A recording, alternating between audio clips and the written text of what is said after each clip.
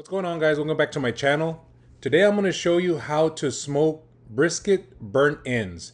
If you want to know how I got to this beautiful behemoth in front of you, first thing I did is the night before I seasoned the brisket, put it in this meat lug, let that seasoning marinate overnight in my refrigerator. Following day I went ahead and I put it in my smoker at 240 degrees. And I monitored this brisket till I got to an internal temperature of about 180, 185. Now, typically, if this was a normal cook, I would let it go to 200 to 205-ish. But because I wanted to do a brisket burnt end video, at 185, I pulled it out, and this is what you have in front of you. As you may or may not know, these briskets come with two pieces of meat, the point and the flat. The flat, of course, is the flatter part of your brisket, and this is where all your lean part is. And the point is the round part. This is where you want to get your burnt ends from. The best thing to do here, once you pull out your brisket about 180, 185, is to cut it down the middle at a slant or at an angle. The two muscles overlap each other, and in order to separate the fatty part from the lean part, you want to go at a little bit of an angle. If you can't, it's fine to just go perfectly straight down the middle. Once you've separated your point from your flat, now it's time to pretty much cube up your moist part of the brisket.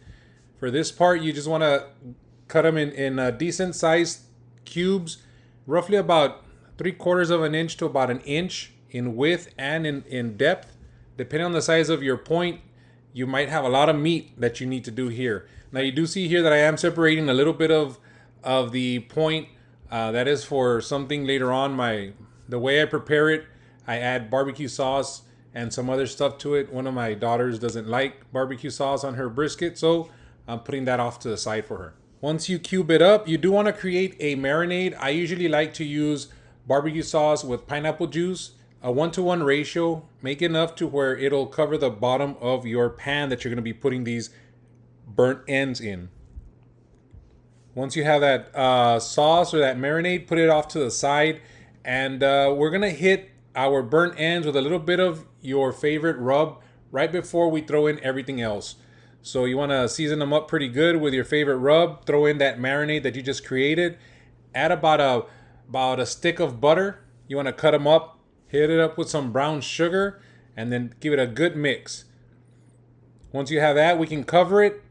Put it back in the smoker. We're going to keep on smoking this baby for another 2 hours at 250 degrees. Once the 2 hours are up, the next step here is to put them in a cooler so they can kind of rest a little bit before you dig in. So this is what the finished product looks like. Now, I will warn you, if you're used to a traditional barbecue brisket, which is going to be out, no wrap, no cover, this type of burnt ends will taste a little bit more like ovenish baked because we did put them in that wrap foil. If you want more of that smoky flavor to it, you want to put them back in the smoker after the 2 hours for about another 30 minutes to an hour, just so it can toughen up a little bit on the outside to get that nice caramelization. But this is the end result. These little brisket nuggets, these are nice and tender, very soft and juicy. If you do try this recipe, let me know what you guys think about it and how yours turned out. Once again, thank you for watching. Please don't forget to like and subscribe, and I'll catch you guys on the flip side.